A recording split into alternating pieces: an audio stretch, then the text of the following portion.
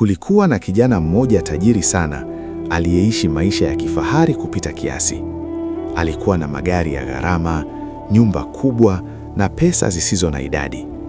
Lakini siri yake kubwa ilikuwa ya kutisha. Alikuwa anaabudu miungu ya kishetani ili kuendelea kupata utajiri. Kila alipofanikiwa, alitakiwa kutoa kafara ya mtu. Mwanzoni alitoa watu wa mbali, lakini baadaye mambo yakawa mabaya zaidi. Alifika hadi kutoa kafara baba yake mwenyewe, kisha mama yake. Moyo wake ulikuwa umejaa tamaa ya mali kuliko utu. Siku moja ilipofika zamu nyingine ya kafara, aligundua hakuna mtu aliyebaki.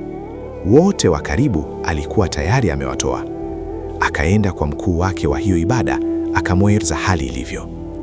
Mkuu wake akampa chaguo la mwisho: oa mwanamke, uzae watoto, kisha watoto wako watakuwa kafara zako. Lakini kulikuwa na tatizo kubwa. Nguvu za kuzaa tayari zilikuwa zimetolewa kama kafara zamani. Mkuu wake akamwangalia kwa hasira na kusema, basi zamu yako ya kufa imefika. Akiwa na hofu, kijana akarudi nyumbani. Mawazo yakamjaa kichwani: hofu, majuto na kujilaumu. Alichoka, akaenda kujilaza kwenye kochi na usingizi ukamchukua. Ndoto ya ajabu ikamjia.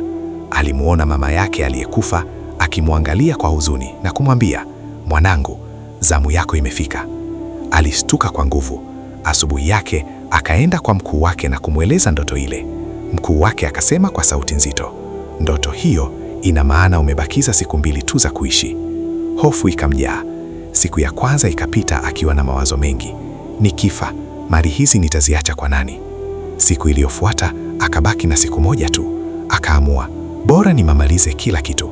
Akauza magari yake yote, akauza nyumba, akagawa pesa kwa maskini, yatima na watu waliokuwa na shida. Wengine akawapa bure barabarani. Sehemu nyingine ya pesa akaenda kujirusha nayo: ulevi, starehe, hadi akampa waiter hela nyingi kupita kawaida. Hatimaye akabaki na pesa kidogo tu ya kukodi chumba cha wageni. Akaenda gesti, akalala akingoja kifo chake kifike. Siku yenyewe ilipowadia, akiwa na hofu kubwa, alifumba macho akisubiri mwisho wake. Lakini cha ajabu, alifumbua macho yake akiwa bado hai, salama kabisa. Unadhani nini kilitokea? Tutakutana episodi ya 2. Bye.